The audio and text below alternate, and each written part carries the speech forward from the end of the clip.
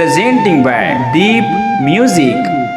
नमस्कार दोस्तों, नए नए छत्तीसगढ़ी गाने सुनने और देखने के लिए हमारे दीप म्यूजिक चैनल को अभी सब्सक्राइब करें और बेल आइकॉन के बटन को क्लिक करें।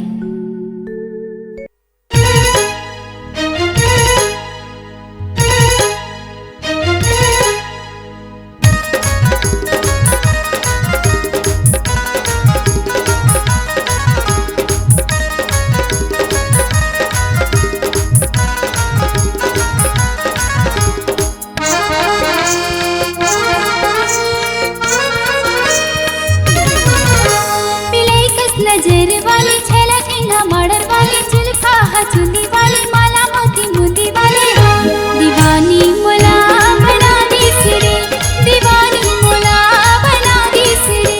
सनंदी खैसन वाले टिप टाप फैशन वाले बोली बतरस मैना वाले कजरेरी नैना वाली दीवाना मोला बना दी सिरे, दीवाना मोला बना दी सिरे।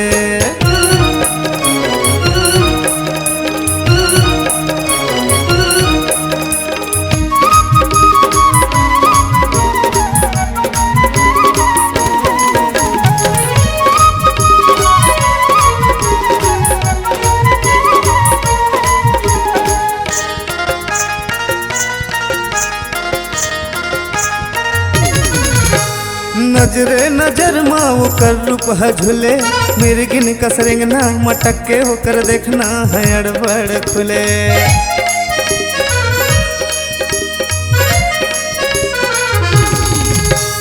हाथ में घड़ी चश्मा का सेंस लगा के आवे जब तीर माँ समाजे वो शरीर माँ अड़बड़ ममहाती।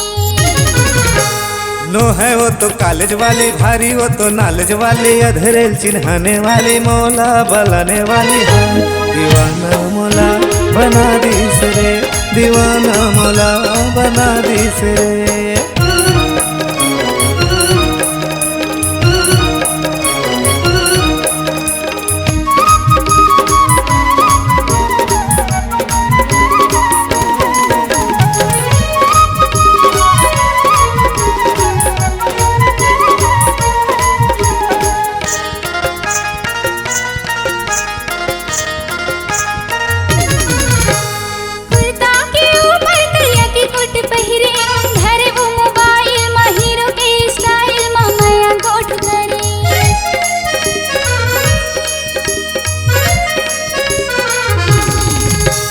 दिन भर में घाव मिसकाल जरूर करे, नहीं देखे मोला पूछेला ओला सवाल जरूर करे।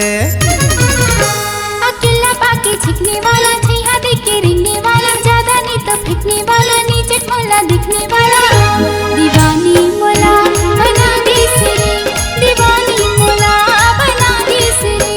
सनंदी खैसन वाले टिप टाप फैशन वाले बोली बतरस मैना वाले कजरेरी नैना वाली दीवाना मोला बना दी सिरे, दीवाना मोला बना दी सिरे।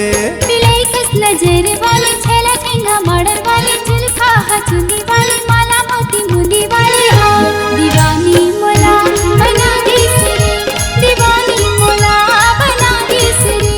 दीवाना मोला बना दी सिरे, दीवानी मोला बना दी सिरे, दीवाना मोला बना दी सिरे, दीवानी मोला बना दी सिरे। अपने आवाज एवं सुमधुर स्वर को एक नई पहचान देने के लिए चले आइए Aradhana audio recording studio, Kabir Dharmnagar, Dama Kheda. Mobile number 7067046464 9753451493।